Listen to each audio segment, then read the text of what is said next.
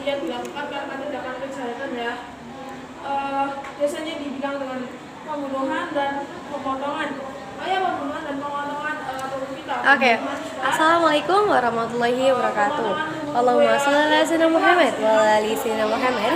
Kepada yang terhormat Abi Hani dan Nida selaku para pengasuh pondok pesantren seperti kemarin juga kepada yang aku sayangi, kepada kedua orang tua aku yang selalu mendukung aku dan selalu mendoakan aku, dan tidak lupa juga aku hormati juga para pengurus, para dewan guru dan saudara-saudara yang ada berada di Hanifida, dan bagi kalian yang sedang berbahagia pada siang hari ini.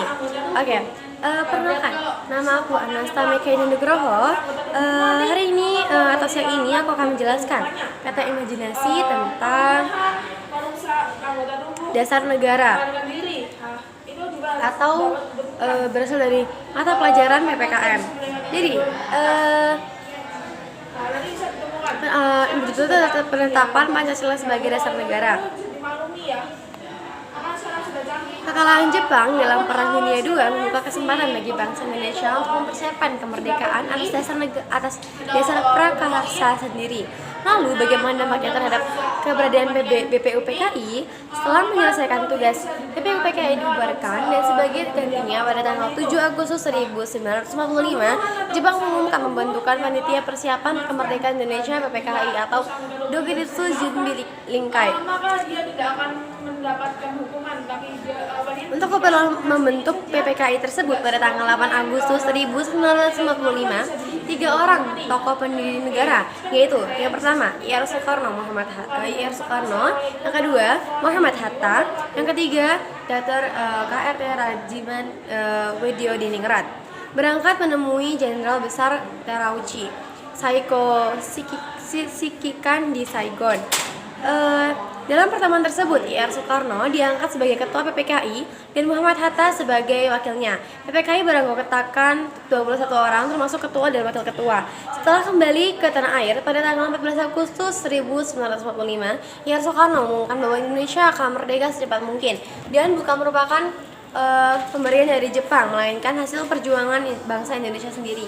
Sebagai buktinya, atas kehendak bangsa Indonesia sendiri, anggota PPKI ditambah menjadi 6 orang, sehingga anggota seluruhnya menjadi 27 orang. Semua anggota PPKI berasal dari bangsa Indonesia.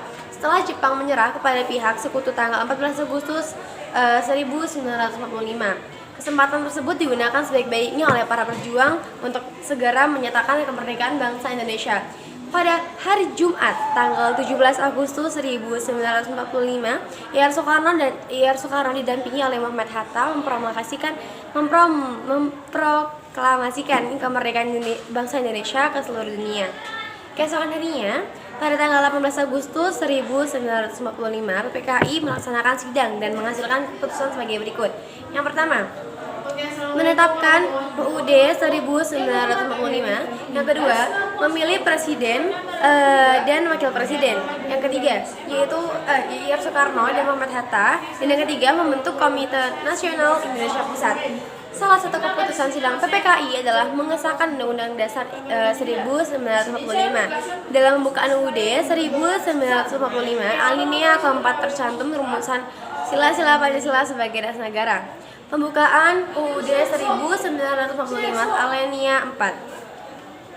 Kemudian, daripada itu, untuk membentuk suatu pemerintah negara Indonesia yang melindungi segenap bangsa Indonesia dan seluruh tumpah darah di Indonesia, dan untuk memajukan kesejahteraan umum, mencerdaskan kehidupan bangsa, dan ikut melaksanakan ketertiban dunia yang berdasarkan kemerdekaan, perdamaian abadi, dan keadilan sosial, maka disusunlah kemerdekaan kebangsaan Indonesia itu dalam suatu undang-undang dasar negara Indonesia yang terbentuk dalam suatu susunan negara Republik Indonesia yang berkedaulatan rakyat dengan berdasar kepada ketuhanan Yang Maha Esa, kemanusiaan yang adil dan beradab, persatuan Indonesia, kerakyatan yang dipimpin oleh hikmat kebijaksanaan dalam permusyawaratan perwakilan, serta dengan mewujudkan suatu keadilan sosial bagi seluruh rakyat Indonesia. Oke.